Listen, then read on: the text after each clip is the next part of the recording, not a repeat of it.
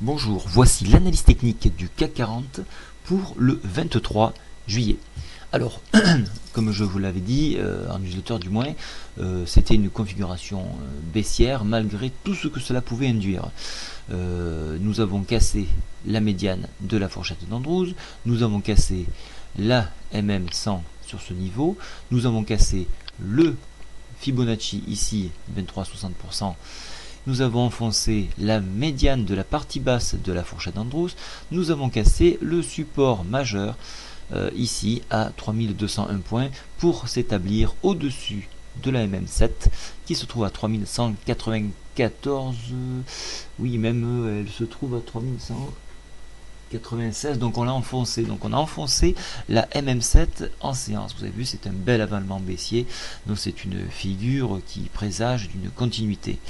Alors dans l'idée, pour ceux qui voudraient jouer la hausse, revenir conquérir MM7 et bien sûr tester les 3200 points qui sont un point très important. Alors je ne sais pas si vous avez dû le remarquer, pour ceux qui ont un petit peu l'habitude, ici nous avons quelque chose qui s'apparenterait à un double top. Alors attendez, je ne vais pas prendre ce type de figure, on va le tracer ensemble. Voilà, alors c'est un peu grosso, hein, grosso comme on dit, hein.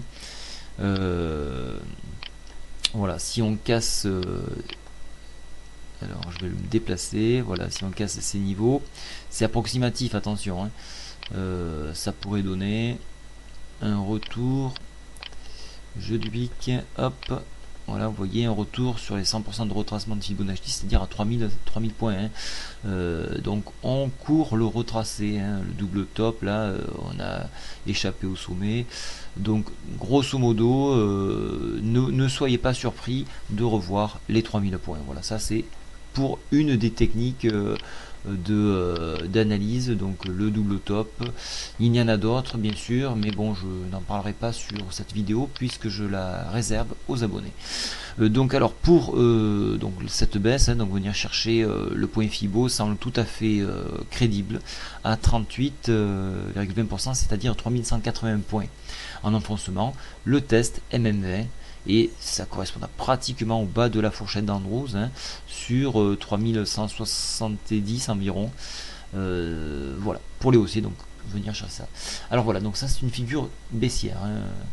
Maintenant au niveau de l'analyse technique, la MACD passe plutôt en zone neutre puisque on s'écrase mais on n'a toujours pas croisé. On voit les histogrammes qui s'aplatissent, mais on ne peut pas dire c'est une configuration négative. Au niveau du stochastique, vous avez franchement, vous avez une tendance franche qui change donc, hein, mais le croisement ne s'est pas fait. Donc c'est toujours neutre, c'est toujours neutre.